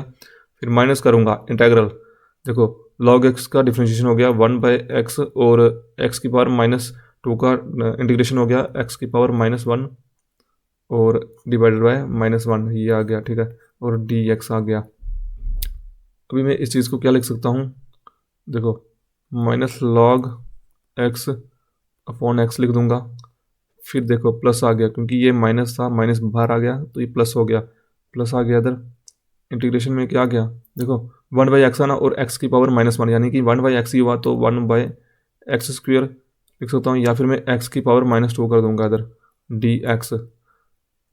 और इसको मैं आगे सॉल्व करता हूँ, देखो इसको -log x अपॉन x का सेम ही रहेगा, प्लस करूँगा इसकी में क्या आएगा, ये इंटीग्रेशन, तो ये इंटीग्रेशन क्या होगी, x की पावर -1 अपॉन -1 आ गया। और इस चीज़ को मैं लिख सकता हूँ -log x upon x -1/x, ठीक है। ये किसका आंसर आया है, यह आया है इस चीज़ का आंसर। तो मैं जो ये वाला आंसर है इसको मैं पुट करूँगा यहाँ पर, तो मेरा जो सोल्यूशन होगा वो क्या निकलेगा, 1/xy इक्वल टू माइनस जो फार्मूले में बाहर लगा हुआ था ये वाला माइनस, ठीक है, और अंदर जो इंटीग्रेशन है -log x -1/x plus c। तो इसको मैं सॉल्व करता हूँ, माइनस वाला अंदर जाएगा तो ये दोनों टर्म्स को पॉजिटिव कर देगा, 1/xy equal to log x upon x, इधर ठीक है, अपॉन में x भी है, प्लस 1/x प्लस c, या फिर इसको हम लिख सकते हैं 1/xy equal to log x plus 1 upon x और ये प्लस में c, ठीक है। ये भी मेथड है लिखने का। तो चलिए बुक के साथ हम मैच करते हैं इसको। दोस्तों बुक में आंसर दिया हुआ है y(cx) plus log x -1 equal to 1, ये बुक का आंसर दिया हुआ है, ठीक है। तो चलिए इस चीज़ को हम क्या करते हैं, देखो अगर पूरी इक्वेशन को हम x के साथ मल्टीप्लाई कर दें तो हमारा आएगा 1/y equal to log x plus 1 plus cx आएगा, और y अगर ऊपर जाता है तो 1 इक्वल टू क्या आता है, y log x plus 1 plus cx। तो ये मेरा आंसर आ रहा है, लेकिन इनका ये -1 कहाँ से आया वो मेरे को पता नहीं लगा। मैंने 1-2 यूट्यूब वीडियो देखी है तो उस पर तो ये पॉजिटिव ही था। अगर आपका -1 आ रहा है तो बताइए कि कैसे आ रहा है -1। तो इसी के साथ मेरा क्वेश्चन नंबर 13 हो गया। अभी क्वेश्चन नंबर 14 देखते हैं। दोस्तों क्वेश्चन है y फिर ब्रैकेट में 2xy plus ex dx minus e की power x dy equal to 0। तो सबसे पहले हम क्या करेंगे, y को मल्टीप्लाई करेंगे इसके और इसके साथ, तो ये आएगा 2xy² प्लस y और ex, और इसके साथ आ गया अपना dx। फिर ये इस टर्म को दूसरी तरफ ले जाएंगे, इक्वल टू हो जाएगा ex dy। देन हम इसको dy अपॉन dx की फॉर्म में बना देंगे, dy upon dx equal to बनेगा 2xy² अपॉन ये वाला ex आ गया, और प्लस में y(ex) अपॉन ये वाला ex नीचे आ गया, ठीक है। मतलब सिंपली से हमने इसको सॉल्व करना, dy को एक तरफ रखना, dy अपॉन dx को, और जो दूसरी दो टर्म्स है उसको एक तरफ करके ex के साथ हमने डिवाइड कर दिया। अभी ये वाला ex और ये वाला ex कट हो गया, यहाँ पर y की पावर 1 है तो हम इसको उठा के दूसरी तरफ ले जाएंगे, तो इसको लिख सकते हैं dy अपॉन dx, यहाँ पर -y हो जाएगा इक्वल टू 2x y की पावर 2 अपॉन ex। अभी ये हमारी क्या है, एक बर्नौली इक्वेशन आ रही है, ठीक है। ये एक हमारी बर्नौली इक्वेशन है। अभी हमने इसको लीनियर इक्वेशन में कन्वर्ट करना है। बर्नौली क्यों है, क्योंकि यहाँ पर y की पावर कुछ है, मतलब दी हुई है। तो हम क्या करेंगे, पूरी इक्वेशन को y की पावर 2 के साथ डिवाइड कर देंगे, तो हमारी इक्वेशन बनेगी y की power -2 dy upon dx minus y की पावर -1 हो गया equal to 2x upon e की पावर x हो गया। अभी इसके बाद हमने क्या करना है, जो यहाँ पर साइन होता है वो हमने पॉजिटिव रखना होता है। तो हम इसको बनाने के लिए पूरी इक्वेशन को -1 के साथ हम मल्टीप्लाई कर देंगे, तो हमारी इक्वेशन बनेगी कुछ इस तरह से, -y की power -2 dy upon dx plus y की power -1 equal to -2x upon e की पावर x। देखो अभी हमने इधर से y की पावर -1 को उठाना है और z के साथ इक्वेट करवा देना है। तो इसके साथ जब हम इसकी डिफ्रेंशिएशन करेंगे तो हमारा आएगा -y की power -2 dy/dx equal to dz/dx हो जाएगा। जो इसकी वैल्यू है वो यहाँ पर हम पुट कर देंगे। तो क्या आता हमारा, देखो dz/dx plus z equal to -2x/e⁻x हो गया। यहाँ पर हमारा जो p है वो 1 होगा एंड जो q है वो आ गया हमारा -2x/e⁻x। देखो ये एक लीनियर इक्वेशन है, ठीक है, बात को समझना, ये एक लीनियर इक्वेशन है। यहाँ पर हमने इंटीग्रेटिंग फैक्टर निकालना होता है। इंटीग्रेटिंग फैक्टर आ जाएगा हमारा e⁻p/dx, हमारा p1 है और 1 dx हो गया x, यानी कि इसकी जो आंसर आएगा e⁻x आ गया इंटीग्रेटिंग फैक्टर, ठीक है, वो हमने लिख देना है। इंटीग्रेटिंग फैक्टर भी है हमारे पास q भी है, हमारी इक्वेशन z में है। तो इसका जो सोल्यूशन होगा इक्वेशन का वो निकलेगा z इंटू इंटीग्रेटिंग फैक्टर यानी e⁻x इक्वल टू, देखो q क्या है -2x है ना, तो -2 बाहर आ गया, x/ex हो गया और मल्टीप्लाई में इंटीग्रेटिंग फैक्टर जो कि e⁻x है dx प्लस c हो गया। इसके साथ ये कैंसिल हो गया और हमारा रहा x की इंटीग्रेशन जो कि होती है x² 2। तो ये हो गया x² 2 और -2 भी है साथ में, प्लस c भी है। और z हमारा क्या था, z था हमारा 1/y, तो हम लिख देंगे e⁻x/y आ गया इक्वल टू। तो यहाँ पर हम 2 के साथ 2 को कैंसिल कर सकते हैं और जो इक्वेशन है वो हमारी बनेगी e⁻x/y equal to -x² plus c। तो ये हमारा आंसर आ गया। तो चलिए बुक के साथ मैच करते हैं कि बुक में क्या आंसर दिया हुआ है। बुक में आंसर दिया हुआ है e⁻x+y x² plus c equal to 0, ठीक है। अभी आपने यहाँ पर एक बात समझनी है, देखो जो ये कांस्टेंट हम लिखते हैं ये प्लस c क्यों लिखते हैं, माइनस c क्यों नहीं लिख सकते। यहाँ क्या हम लिख सकते हैं -c, तो हाँ इसका आंसर है हम -c भी लिख सकते हैं। देखो कांस्टेंट ही है, चाहे वो प्लस में हो चाहे वो माइनस में हो। तो यहाँ पर अगर आप -c लिखते हो तो कोई ज़्यादा असर नहीं पड़ेगा, ठीक है, प्लस c की जगह। तो जैसे मैं अगर इधर -c भी ला रहा होता तो वो आंसर तो फिर भी सेम रहना था, क्योंकि इसकी जो डिफ्रेंशिएशन होगी वो तो ज़ीरो ही होगी, ठीक है, उस हिसाब से अगर देखा जाए तो -c भी हम लिख सकते हैं, इसमें कोई गलत बात नहीं है, ठीक है। तो अगर मैंने एग्जैक्टली इसी की तरह बनाना है तो मैं यही फिर मेथड अपनाऊंगा, या फिर आप यहाँ तक भी अपना आंसर छोड़ सकते हो। तो अगर मैं -c करता हूँ तो देखो -x² -c हो गया e⁻x/y इक्वल टू, ठीक है। और y जब इस तरफ जाता है तो माइनस हमारा कॉमन बाहर आ जाएगा, x² प्लस c हो जाएगा और यहाँ पर y हो गया e⁻x इक्वल टू, जब ये पूरी इक्वेशन इस तरफ जाती है तो हमारा हो जाएगा ex plus y x² plus c equal to 0। तो पूरा हमारा मैच कर रहा है इसके साथ जो हमारा बुक में है। बस यही था कि जो कांस्टेंट होता है उसको आप चाहे +c लिखो चाहे आप -c लिखो, बात आपकी सेम ही रहेगी, क्योंकि ये एक कांस्टेंट है और इसकी वैल्यू जो फिक्स रहती है। तो इसी के साथ आपका चैप्टर नंबर 3 भी कंप्लीट हो गया। अभी आगे चैप्टर नंबर 4 है एग्जैक्ट डिफरेंशियल इक्वेशन, तो उसको भी हम जल्दी स्टार्ट करेंगे। तो इसी के साथ थैंक्स।